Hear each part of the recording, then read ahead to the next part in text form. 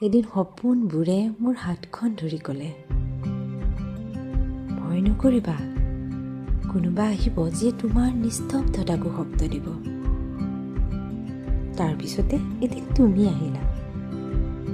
নাই কোনো নাটকীয়তা, নাই কোনো ডাঙৰ প্ৰতিশ্ৰুতি, কিন্তু আছিল এক শান্ত ভৰসা,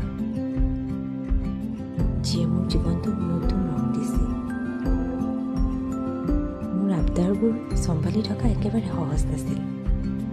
মোৰ দৰে চঞ্চল শিশু সুলভ ছোৱালীজনী তুমি বৰ যতনেৰে সামৰি ৰাখিছা। মোৰ খলা বমা জীৱনটোক তুমি সজাইছা তোমাৰ মৰমেৰে। প্ৰতিটো মুহূৰ্ততে তুমি কেতিয়াবা শক্তিৰ দৰে, কেতিয়াবা ছাৰ দৰে মোৰ কাষত থাকা।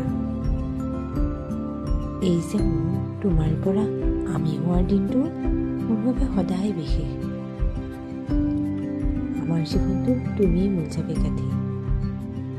এনেদৰেই সামৰি ৰাখিবা আমাৰ মৰমবোৰ দেই।